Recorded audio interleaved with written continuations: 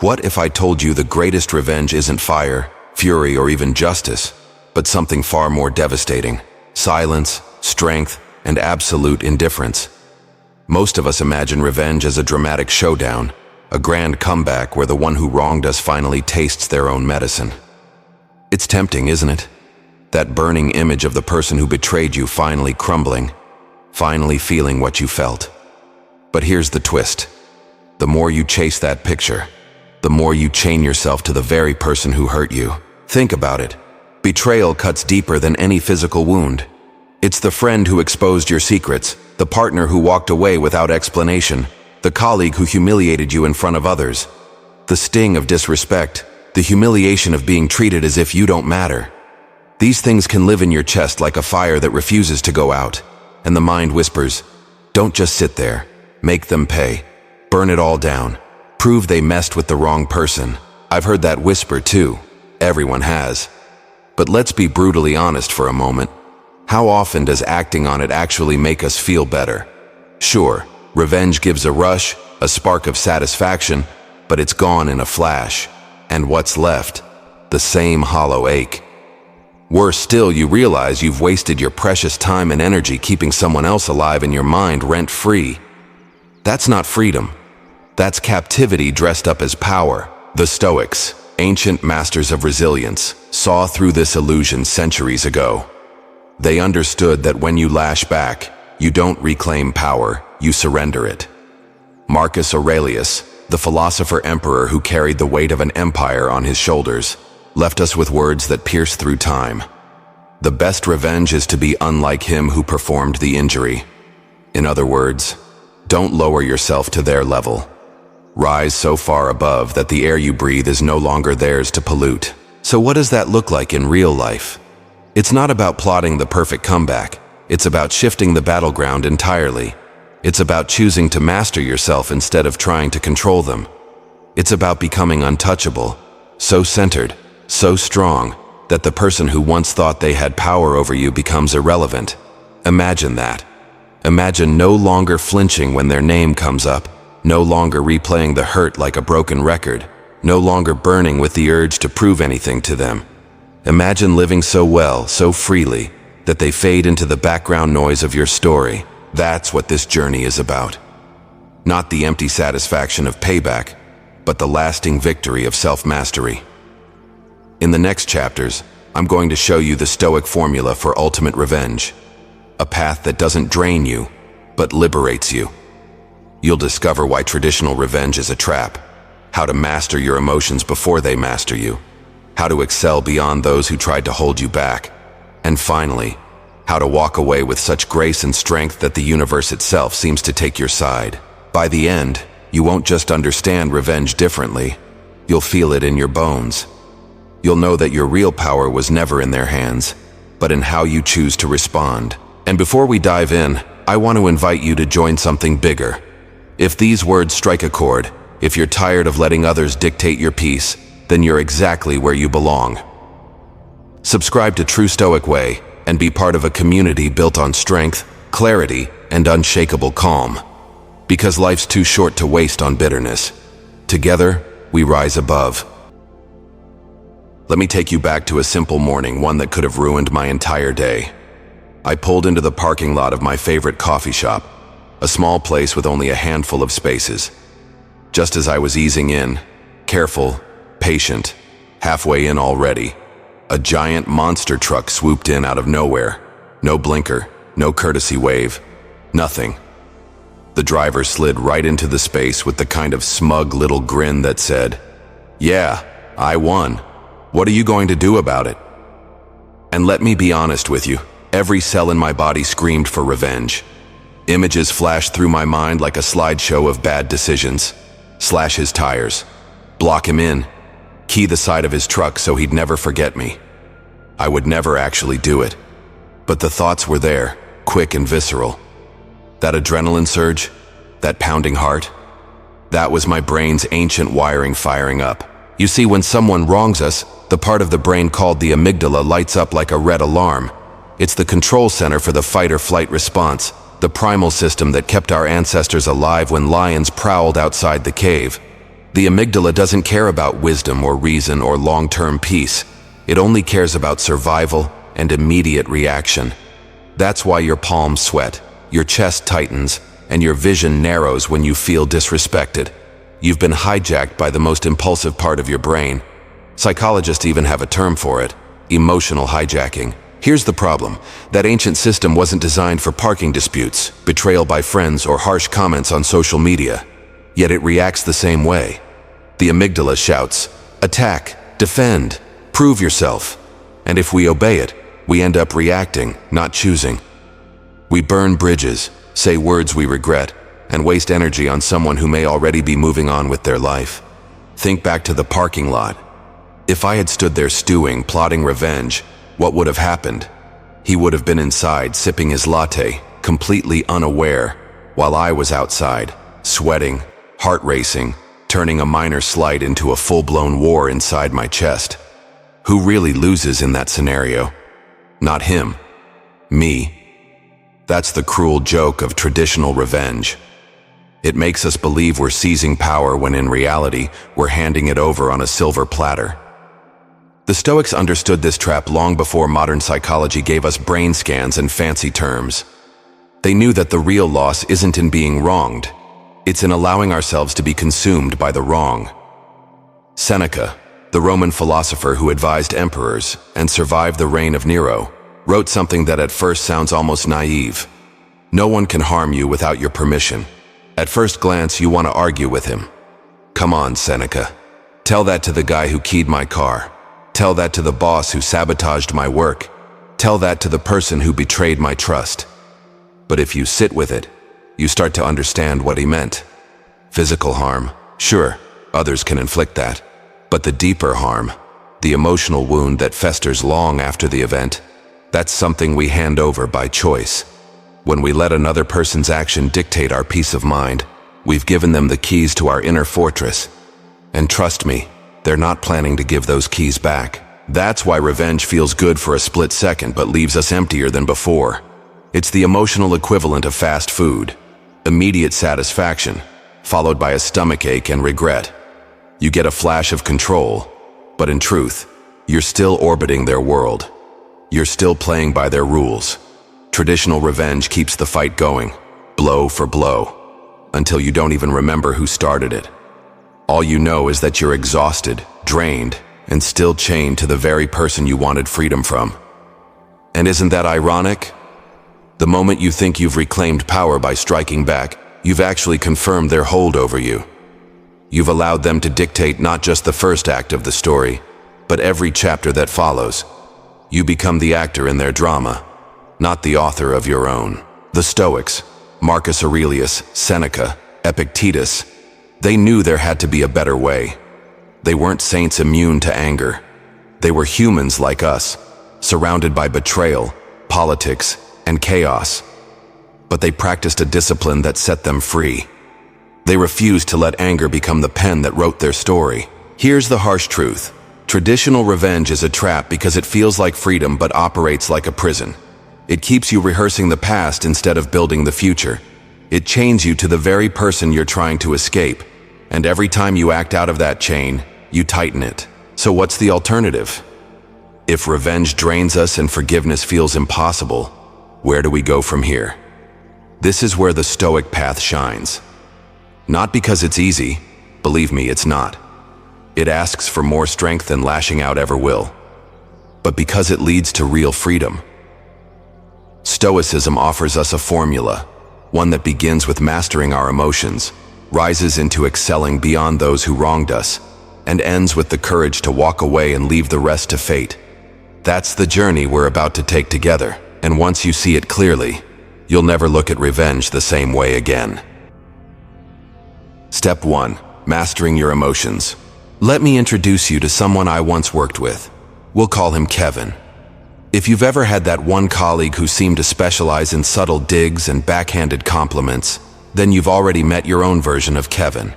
He was the kind of guy who would accidentally leave me off important emails, then act surprised when I wasn't up to speed. He'd slip little jokes about my work ethic into meetings, always just harmless enough to escape criticism, but sharp enough to sting. At first, I'll admit it, I wanted revenge. I daydreamed about catching him in a mistake during a big presentation, exposing him so smoothly that the whole office would gasp, or maybe sending an email so devastatingly precise it would echo in company legend. But as those fantasies spun in my head, I realized something uncomfortable. I was giving Kevin space in my mind that he hadn't earned. He wasn't even thinking about me when he sipped his morning coffee, yet I was wasting mine planning how to get even. That's when the words of Marcus Aurelius came crashing in. You have power over your mind, not outside events. Realize this, and you will find strength. Kevin's behavior, out of my control, my frustration, my anger, my obsessive thoughts, completely mine to govern. And that realization hit harder than any insult Kevin could ever throw. The Stoics would call this the first battlefield, your emotions. Most of us lose the war before it even begins because we hand our emotions to others like gifts they never deserved. Someone insults us, and we let them dictate our mood for the entire day. Someone cuts us off in traffic, and suddenly we're late, distracted, and seething at a stranger who doesn't even remember our face. This is what psychologists today call emotional hijacking, when someone pushes our buttons and our rational mind is shoved into the back seat while anger, resentment, or fear takes the wheel. Think about the last time you snapped at someone, that sharp retort you couldn't take back, that email you sent too quickly, that icy silence you used to punish a loved one. Did any of those moments feel like deliberate choices? Or did they feel more like being carried away by a current too strong to resist? That's emotional hijacking. And every time it happens, you become a puppet in someone else's story. Now, the Stoics didn't preach suppressing emotions or pretending they didn't exist. They weren't robots. They understood anger, grief, and fear as natural human responses. What they taught was control, the ability to notice the surge, pause, and choose a response instead of being dragged by reaction.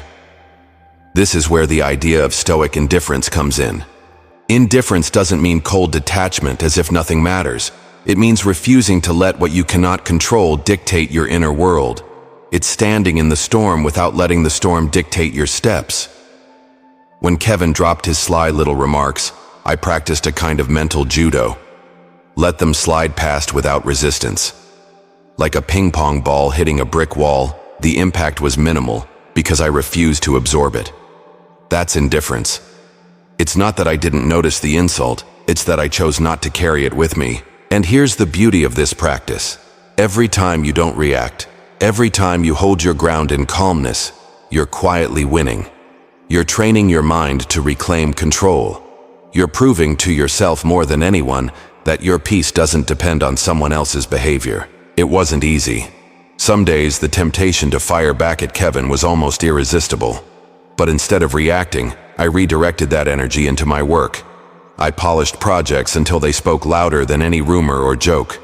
I strengthened relationships with colleagues who valued respect and authenticity. Slowly, the satisfaction of my progress outshined the irritation of his antics. And Kevin? He lost the power to get under my skin. This is the first pillar of the Stoic formula for true revenge. Master your emotions before they master you. Because the moment you surrender your calm, you've already lost. Marcus Aurelius was right. Control the mind, and you control everything that truly matters. So ask yourself, who owns your emotions right now? Is it you, or is it the person who hurt you? Do you spend your days reacting to their words, their betrayals, their games? Or do you spend them building something stronger inside yourself? The choice is always there. It's just that most of us forget we have it. If you're beginning to see how mastering your emotions is the first victory, join our community at True Stoic Way, where we rise above instead of falling into traps. Because life is too short to let others hold the strings of your inner world. Take them back, hold them firmly, and watch how your story begins to change. Step 2. Excelling beyond them. Mastering your emotions is the first battlefield. But once you've won that ground, you're left with a powerful question. What do I do with all this energy I've reclaimed? Because here's the truth. Anger burns hot, and when you learn to put out that fire, you suddenly hold an enormous reserve of fuel. The question is whether you'll waste it stewing in silence, or redirect it into something so meaningful that the person who wronged you becomes a footnote in your story. This is where the Stoic path gets practical. Once you stop reacting, you can start creating. Once you silence the urge for petty revenge, you make room for the kind of life that leaves your enemies irrelevant. Your energy needs a home, and the Stoics tell us exactly where to put it: into becoming greater than you were yesterday. History offers us a shining example in Eleanor Roosevelt. She was born into privilege, yes, but her life was not free of betrayal and pain. Behind the public image of the First Lady stood a woman wounded by deep personal heartbreak. Her husband, Franklin D. Roosevelt, one of America's most revered presidents, had affairs that could have broken her spirit. She had every reason to retaliate, to drown herself in bitterness, or to collapse under humiliation. Many in her position would have. But Eleanor chose a different road. She transformed her pain into purpose. Instead of lashing back or shrinking into the shadows, she rose. She became a voice for human rights, a tireless advocate for justice, and eventually chaired the committee that drafted the Universal Declaration of Human Rights. She took what could have been a story of betrayal and rewrote it into one of the most remarkable legacies of the 20th century. That's not revenge through retaliation. That's revenge through transcendence. And this brings us to a core principle. Your success is the silence that makes them squirm. Think about it. Nothing unsettles those who tried to drag you down more than watching you rise higher than they ever imagined. No words are necessary, no dramatic confrontations, just the undeniable reality that while they wasted energy trying to harm you, you invested in building yourself. Picture it like this. Every act of bitterness is like throwing stones. If you remain on their level, those stones hit hard.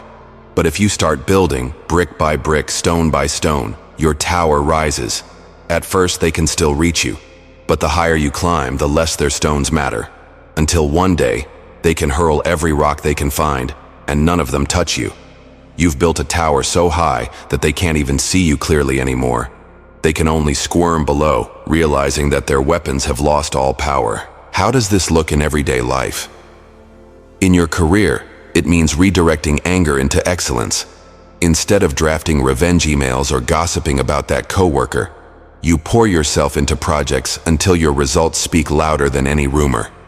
Success silences envy faster than any argument ever will. In your relationships, it means refusing to let betrayal harden you. Instead of proving to your ex how much they lost, you build a life of peace and connection so fulfilling that you barely remember what you were trying to prove. Your happiness becomes the loudest statement, a mirror showing them what they can no longer touch. In your personal growth, it means taking the energy once wasted on resentment and investing it in your health, your passions, your purpose. Run further, learn faster, love deeper. Do the very things that elevate you so far that those who wronged you can't even reach the ground you now stand on. This is not about showboating or seeking applause. The Stoics would remind us that true greatness needs no advertisement. Your life itself becomes the message. And in that quiet message lies the most devastating revenge of all. You can't touch me anymore. Eleanor Roosevelt didn't need to write fiery letters to her enemies. She didn't need to expose or shame them. Her existence, the life she built, the power she wielded for good, was the ultimate rebuttal. It said more than words ever could. I am untouchable because I chose to rise. So when you find yourself tempted to fire back, to argue, to prove your worth to someone who disrespected you, pause and ask, what if my energy could go somewhere better? What if instead of chasing them, I outran them? Not to spite them, but because my path was always meant to lead further. That's the second pillar of the Stoic formula. After you've mastered your emotions, you channel that mastery into excellence. Not for them, not even for revenge in the traditional sense, but for yourself, for the freedom that comes from becoming too vast, too radiant, too strong for their pettiness to matter. Because in the end, the best revenge isn't hurting them. It's building a life so brilliant they can only watch, speechless, as you rise out of reach. Step 3. Walking away and leaving it to fate. By now, you've mastered your emotions and begun to channel your energy into something greater. You've stopped reacting and started creating. But even with those victories, there's still one more burden that can weigh you down. the silent anchor of resentment. You can carry it while smiling. You can carry it while succeeding. But sooner or later, it drags at your steps. And until you set it down, you're not free. This is where the Stoics offered their most radical wisdom. They taught that no matter how much control we cultivate, there will always be things outside our grasp, outcomes we cannot engineer, punishments we cannot guarantee, vindications that may never come, and that's okay. Epictetus, a man who was born a slave and rose to become one of Stoicism's greatest teachers, put it simply, don't explain your philosophy, embody it. What does that mean in practice? It means walking away without needing the last word. It means refusing to spend your nights waiting for karma to balance the scales. It means trusting that the universe has its own accounting system, even if you never get to see the receipts. That's not weakness. That's strength in its purest form. Here's the image I want you to hold. Resentment is like a backpack full of heavy rocks. Each grudge is a stone. Each replay of betrayal, another stone. Each fantasy of revenge, another weight tossed in. At first, you barely notice it, but walk with it long enough and your back aches, your breath shortens, and your path narrows. And here's the cruel truth. The person who wronged you doesn't feel the weight. You do. You are the one staggering under a load that was never meant to be yours. I learned this firsthand with Kevin, the colleague who once occupied so much space in my mind. Even after I mastered my emotions around him, even after I redirected my energy into my work and began to outpace him, a part of me still clung to resentment. I replayed his little digs in my head, imagined what I could have said, felt the old irritation bubbling up when his name was mentioned. And every time I did, I was still giving him rent-free space. He wasn't carrying me in his thoughts. I was carrying him in mine. The breakthrough came when I realized that holding on didn't make me strong. It made me tired. It didn't keep him accountable. It kept me shackled. Letting go wasn't about absolving him or pretending he was a good person. It was about reclaiming my energy. It was about setting down that backpack of rocks and finally feeling the air in my lungs again. That's the paradox most people miss. Letting go isn't surrender. It's the final act of victory. Because when you release the grudge, you prove that their actions no longer define you. You show that your life is too valuable, too expansive, to be reduced to a loop of anger. Walking away doesn't mean you lost. It means you won in the only way that matters, by choosing peace over poison. The Stoics believed that fate, what they called nature, has its own way of balancing things out.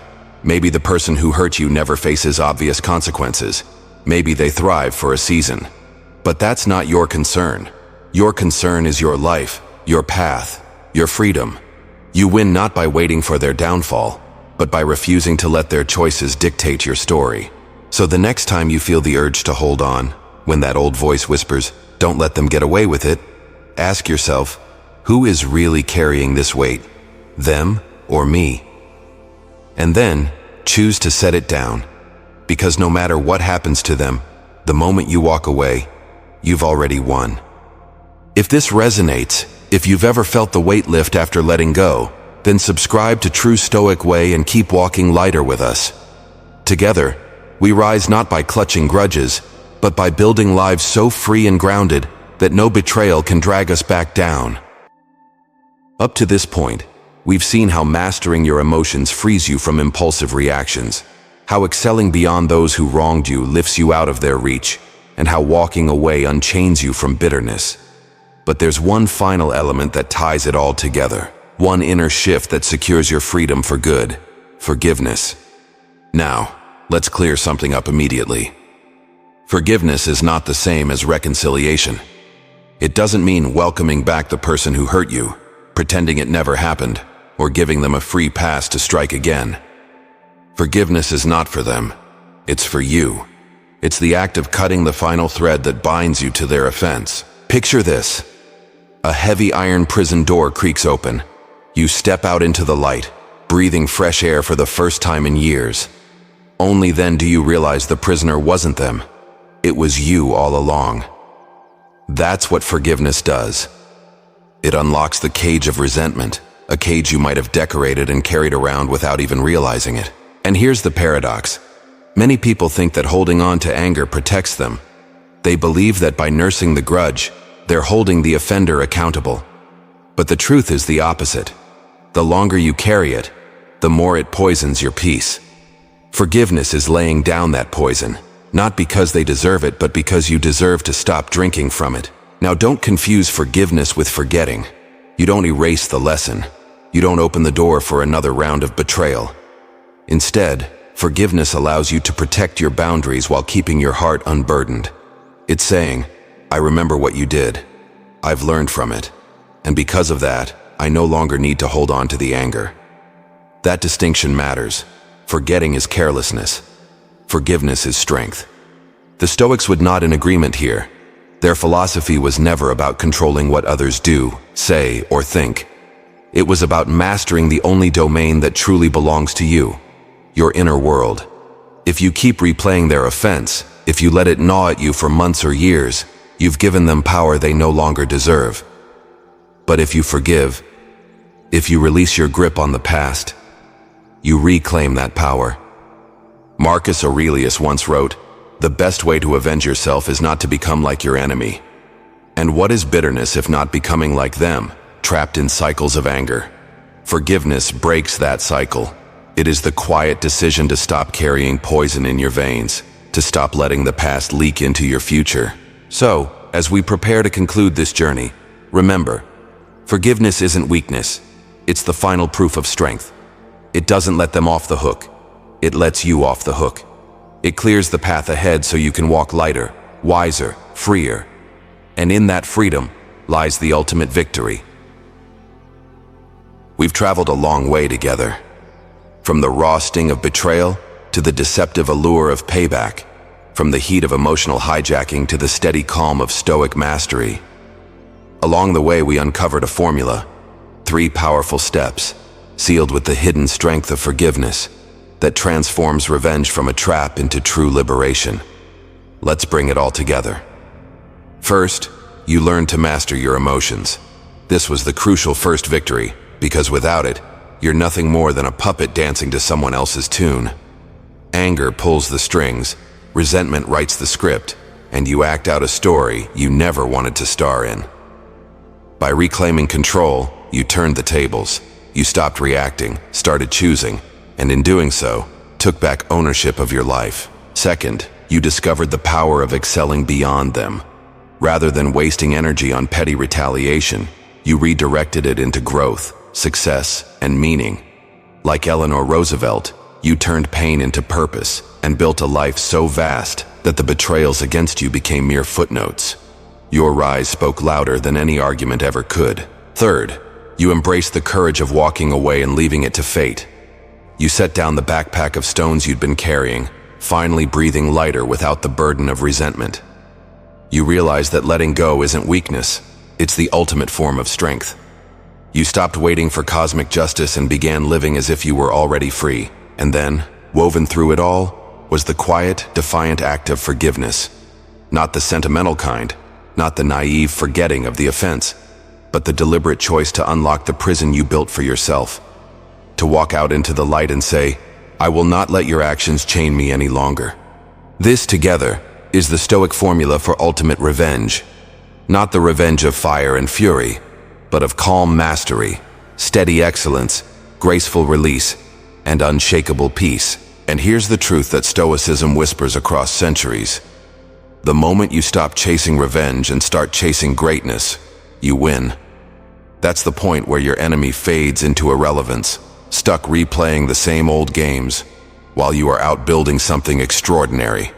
You rise, you live, you laugh, you sleep peacefully, while they remain entangled in bitterness you left behind long ago. Imagine that picture. On one side, someone still clinging to anger, throwing stones that never reach you. On the other, you, calm, centered, building a tower of purpose so high the noise below barely registers. That contrast is the real mic drop. That's the revenge no one can deny. So now I turn the question to you. What's the first move you'll take today to reclaim your power? Will you catch yourself in the grip of emotional hijacking and pause? Will you redirect your energy into work that elevates you? Will you finally set down that backpack of resentment and breathe lighter?